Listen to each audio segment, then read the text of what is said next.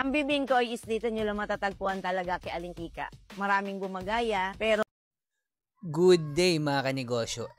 Ang topic natin ngayon, ano mangyayari kapag hindi mo in-scale up yung negosyo mo sa level 2 business model? Tulad na lang ng bibingkoy ni Aling Ika na nagsimula pa noong 1927 sa Cavite City mga kanegosyo. Ito, tapusin mo tong video ko, sigurado marami kang matututunan.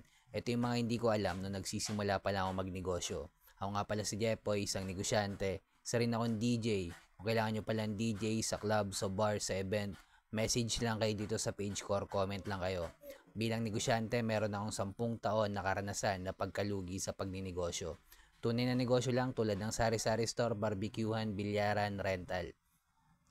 Ano mangyayari kapag hindi mo in-scale up yung negosyo mo sa level 2 business model mga kanegosyo?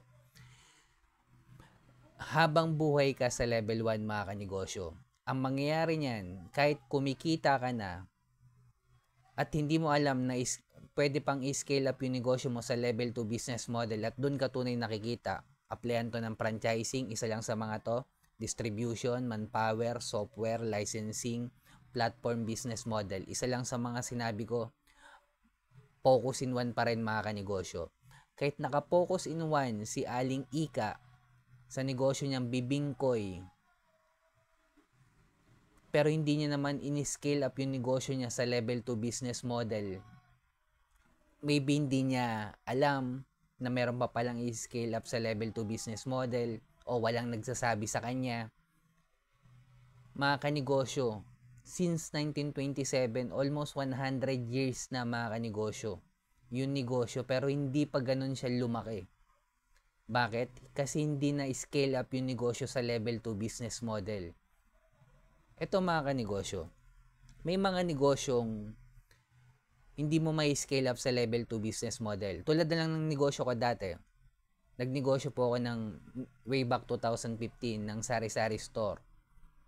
Ang sari-sari store po mga kanegosyo, hindi mo may scale up sa level 2 business model dahil una, hindi ikaw may-ari ng produkto, hindi ikaw may-ari ng brand, habang buhay kang reseller dyan, walang focus in one, sobrang dali magbukas ng sari-sari store mga kanegosyo. Pangalawang negosyo na hindi mo mai-scale up sa level 2 business model, printing. Bakit? Basta may pera ka sa printing business mga kanegosyo, kahit sino pwede makapasok sa negosyong printing. Pangatlo, commodities na negosyo, isda, gulay, baboy, manok. Hindi mo mai-scale up sa level 2 business model yan. Bigas,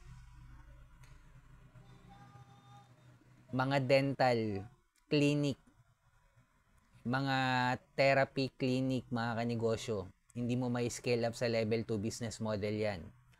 Hindi mo mapapa-franchise yung negosyo na yan. Pinakamarami na 3-4 na clinic. Kasi hindi mo naman mamumultiply yung natapos mong dentistry mga kanegosyo. Kahit may gusto mag-franchise niyan, yung magpa-franchise ng negosyong clinic, dental clinic, hindi naman graduate ng dentistry or nakapasa ng board exam. Bago ka makapag-opera sa isang ngipin mga kanegosyo, dapat meron kang lisensya.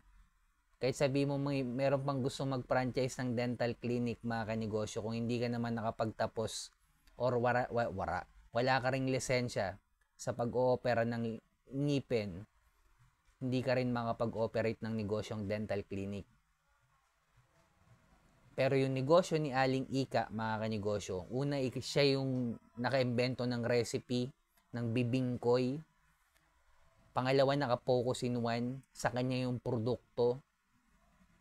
Ang tagal na nagsimula pero hanggang ngayon kumikita pa rin, naipasa na sa third generation, pero level 1 pa rin sila mga kanegosyo. Kung napa-franchise na to ni Aling Ika dati pa, sobrang yaman na ng pamilya nila ngayon mga kanegosyo. Ang nangyari, nagdagdag pa sila ng ibang produkto para sa ibang pagkakakitaan. Ang mangyayari kapag nagdagdag ka ng produkto sa kumikitang negosyo, ma-out of focus ka mga kanegosyo. Yung negosyo mong kumikita, mababawasan ng kita kasi nagdagdag ka ng produkto eh. Imbis magdagdag ka ng produkto, trabahuin mo kung paano mo may scale up yung negosyo mo. Sa distribution model pa yan, franchising pa yan, pero focus in one pa rin mga kanegosyo.